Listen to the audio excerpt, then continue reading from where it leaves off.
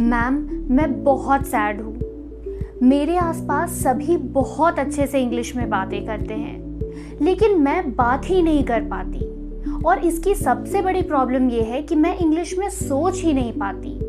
जब मैं इंग्लिश में सोच ही नहीं पाती तो मैं क्या बोलूँ? Please ma'am, please help me. Wait, सबसे पहले तो मुझे ये बताइए, क्या आप भी उनमें से एक हैं जो किसी को इंग्लिश बोलते हुए अगर सुनते हैं तो कहीं ना कहीं इन्फीरियर फील करते हैं, क्योंकि आपको लगता है कि ये इंसान तो इंग्लिश में बहुत ही ज़्यादा फ्लुएंटली बात कर रहा है।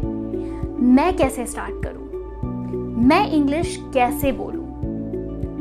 या फिर आपके साथ ये प्रॉब्लम है कि आप इंग्लिश में सोच ही नहीं पाते, जैसे कि मेरी स्टूडेंट। आज इस लेसन में हम बात करने वाले हैं कुछ ऐसे टिप्स के बारे में जहां पे मैं आपको बताऊंगी कि आप इंग्लिश में कैसे सोच सकते हैं। How to train your brain to think in English. लेकिन सबसे पहले हम ये जानते हैं कि हमें ये प्रॉब्लम आती क्यों है। ये प्रॉब्लम हमें इसलिए आती है क्योंकि कहीं ना कहीं जब हम इंग्लिश बोलने वाले होते हैं उससे पहले हम माइंड में ट्रांसलेट करते हैं हिंदी में। इसी ट्रांसलेशन की वजह से हमें ये प्रॉब्लम आती है कि हम फ्लुएंटली इंग्लिश बोल ही नहीं पाते। तो चलिए देखते हैं अपने माइंड को किस तरह से हम ट्रेन करें कि हम इंग्लिश फर्राटे से बोल सकें। So tip number 1 is learn phrases not words. जब भी हम अपने स्टूडेंट से बात करते हैं तो वो हमें कहते हैं कि मैम, हमें अपनी वोकैबुलरी एनरिच करनी है और इसके लिए हमें डेली एक वर्ड सीखना ज़रूरी है। But you know what is the difference between learning a word and a phrase? Difference ये है कि जब आप एक वर्ड को सीखते हैं तो आपका आधा टाइम सिर्फ ये सोचने में जाता है कि हम उसे सेंटेंस में कैसे फिट करें। दूसरी ओर अगर आप किसी फ्रेज को लर्न करते हैं तो आप उसे डायरेक्टली एक सेंटेंस बना सकते हैं। फॉर एग्जाम्पल, अगर आपने वर्ड सीखा अप्रिशिएट और आपको ये समझ नहीं आ रहा कि मैं इसे कहाँ किस सेंटेंस में यूज करूं। ऑन द अदर हैंड, अगर आपने एक फ्रेज लर्न किया और वो फ्रेज है I really appreciate your idea, तो इसे आप डायरेक्टली अपने सेंटेंस में यूज कर सकते हैं। आपको इसे सोचने की ज्यादा जरूरत नहीं पड़ेगी। सो हुआ ना, learning phrases easier than words. And experts के मुताबिक ये भी पता चला है कि फ्रेजेस आपके इंग्लिश फ्लुएंसी को बहुत ही ज्यादा एनहांस कर देते हैं।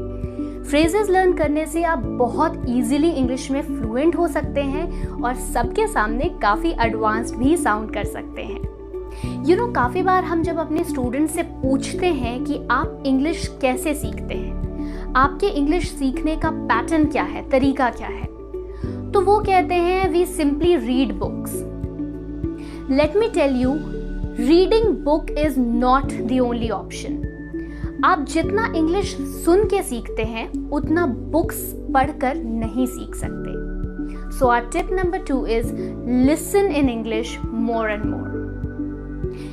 आपको हर दिन एटलीस्ट 1 से 2 आवर देना है इंग्लिश सुनने के लिए। For example, you can watch a web series और a movie in English. But ये लिसनिंग ऐसी नहीं होनी चाहिए कि आप सिर्फ उसे देख रहे हैं। You have to be all ears. आपको उसे ध्यान से सुनना है, वर्ड्स कैच करने हैं। बिकॉज रिमेंबर, इंग्लिश सिर्फ सुनने से ही नहीं आती। You also have to focus on the pronunciation of the words, because इससे आपकी फ्लुएंसी तो बेहतर होती ही है, बट साथ ही आपकी प्रोनाउंसिएशन और एक्सप्रेशंस भी बहुत ज़्यादा अच्छे होते हैं। So make sure to listen in English at least 1 to 2 hours. Make it a habit every day. Third tip जो मैं आपको बताने वाली हूँ is really going to help you. कई बार हमारे पास स्टूडेंट्स आते हैं और कहते हैं कि मैम, हमें 1 महीने के अंदर फ्लुएंटली इंग्लिश बोलना सिखा दो, या 2 महीने में हमें इतना ट्रेन कर दो कि हम फर्राटेदार इंग्लिश बोल पाए। ऐसा होता नहीं है। इंग्लिश एक ऐसा लैंग्वेज है जिसे आप जितना स्लोली सीखेंगे उतना डीपली उसे समझेंगे। काफी बार ऐसे भी स्टूडेंट्स होते हैं जो काफी जल्दी एक लेसन से दूसरे लेसन पर बढ़ जाते हैं और इसी प्रोसेस में वो अपने पहले लेसन को भूल जाते हैं। फॉर एग्जाम्पल, अगर मैंने आज कोई नया वर्ड सीखा है और कल मैं अगेन दूसरा वर्ड सीखूंगी, तो it is very likely that मैं पहला वर्ड बहुत जल्दी भूल जाऊंगी। So our third tip is slow and deep learning is the best. Now what you have to do is, आप अगर कोई लेसन पढ़ रहे हो ग्रामर का या फिर आप कोई वर्ड या फ्रेज सीख रहे हो, देन मेक श्योर कि आप एक लेसन एटलीस्ट 10 डेज तक पढ़ो। जब तक आप उसे डेली कॉन्वर्सेशन में यूज ना कर पाओ या आप उसे डीपली समझ ना पाओ। अगर आप उसे समझ जाते हो, अपने कॉन्वर्सेशन में यूज कर लेते हो, then only move to the next lesson, because तभी आप उसे डीपली अंडरस्टैंड कर पाएंगे और तभी आप आगे बढ़ पाएंगे, and that is really going to help you in building your fluency in English. Tip number 4, which I always suggest, don't use bilingual dictionary. I can understand कि हमारे माइंड को आदत है हिंदी में बातों को समझने की, लेकिन अगर आप फ्लुएंटली इंग्लिश बोलना चाहते हैं, अपने ब्रेन को ट्रेन करना चाहते हैं कि आप सिर्फ और सिर्फ इंग्लिश में सोचें और इंग्लिश काफ़ी नेचुरली निकले, then stop using a bilingual dictionary जहाँ पे इंग्लिश के वर्ड हिंदी में लिखे हुए होते हैं। इंस्टेड आप डिक्शनरी यूज कर सकते हैं जहाँ पे इंग्लिश से इंग्लिश मीनिंग दी होती है। वहाँ पे अगर आपको कोई वर्ड नहीं भी समझ में आ रहा है तो आप उसका सिनोनिम देख सकते हैं, and then you can learn very easily. और वहाँ पे आपके पास एक बहुत ही अच्छा मौका होता है कि आप एक साथ 4 से 5 वर्ड्स इंग्लिश के सीख सकते हैं और उसे यूज कर सकते हैं अपने कॉन्वर्सेशन में। So make sure don't use a bilingual dictionary, instead use a dictionary जहाँ पे English to English word की meanings दी होती हैं। मेरी एक फ्रेंड थी जिससे हैबिट थी हर दिन 5 वर्ड्स लर्न करने की, एंड उसकी वोकैबुलरी भी काफ़ी अच्छी थी, लेकिन वो उस वोकैबुलरी को बहुत दिनों तक याद नहीं रख पाती थी। ऑल्दो उसे याद तो काफ़ी सारे वर्ड्स रहते थे, लेकिन ना तो वो उसे यूज़ कर पाती थी और ना ही वो 5 डेज पहले की अपनी वर्ड्स को याद रख पाती थी। क्यों नहीं कर पाती थी? क्या आपके साथ भी ऐसा होता है?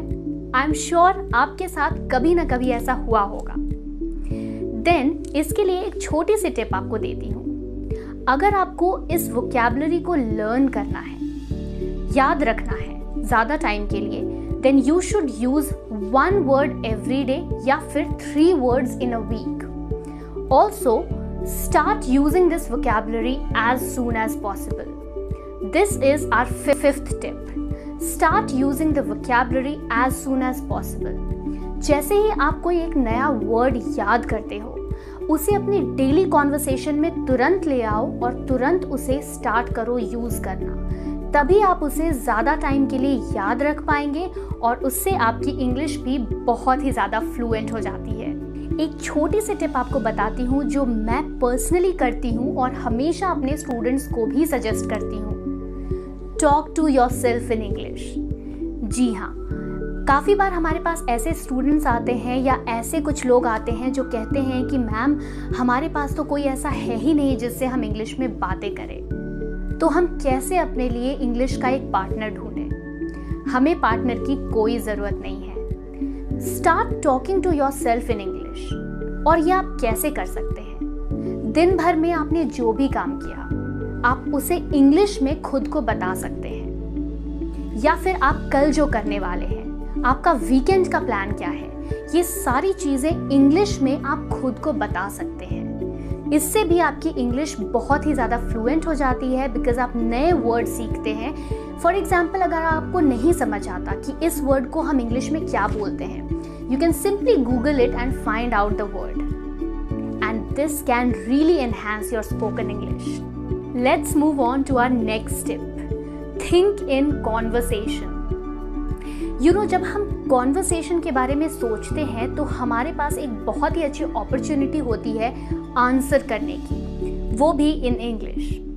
फॉर एग्जाम्पल, अगर आप एक कॉन्वर्सेशन सोचते हैं अपने दिमाग में, let's say what is the situation of Covid these days, तो यहाँ पे आप ही स्पीकर और आप ही लिसनर बन सकते हैं। और जब आप उससे क्वेश्चन पूछेंगे तो what will be the reply off the other person, वो भी आप एक कॉन्वर्सेशन के थ्रू अपने दिमाग में सोच सकते हैं इंग्लिश में और एक कॉन्वर्सेशन डेवलप कर सकते हैं, जिससे आपको फ्लुएंसी में तो हेल्प मिलेगी ही, साथ ही आपको इंग्लिश सोचने में और समझने में बहुत ही ज़्यादा हेल्प मिल जाएगा।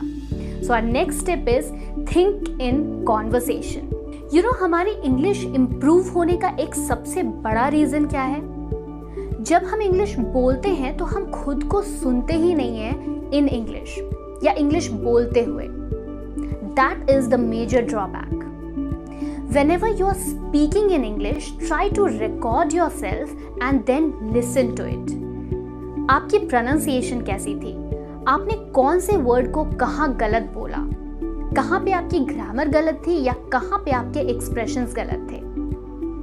Remember, when you record yourself, ये चीज़ें आप काफ़ी हद तक कवर कर सकते हो और काफ़ी मिस्टेक्स निकाल के उसे चेंज करके खुद को बहुत ही ज़्यादा बेहतर बना सकते हो। So our next step is record yourself. जब भी आप इंग्लिश बोलो, try to record yourself and then listen to it.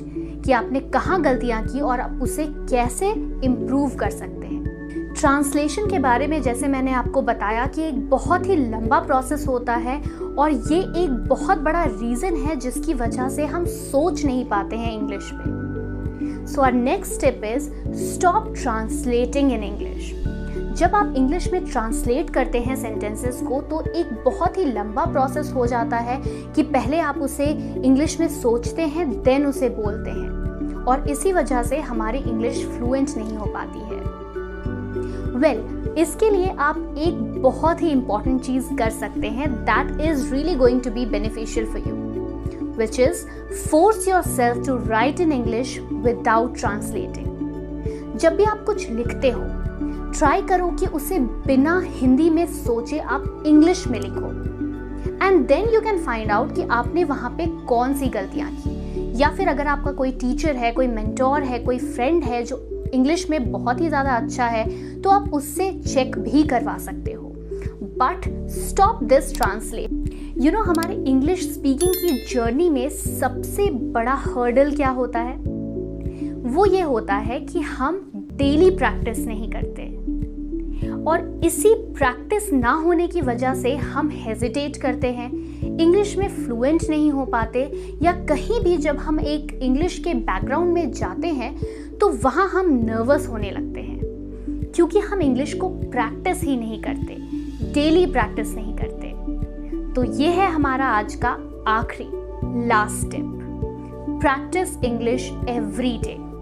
Every day से मेरा मतलब है हर दिन। आपको हर दिन इंग्लिश प्रैक्टिस करनी है विदाउट फेल, बिकॉज जब तक आप इंग्लिश रेगुलरली फॉलो नहीं करेंगे, उसे अपने कॉन्वर्सेशन में नहीं लाएंगे, तब तक it will be difficult for you to be fluent in this language. तो ये थे आपके आज के 10 short tips to train your brain to think in English. I'm sure you liked all these 10 points and if you liked it, start from today. अगर आप English में fluent होना चाहते हैं, follow these tips and start right now. I'll see you in the next video. Till then, stay tuned to Entry app.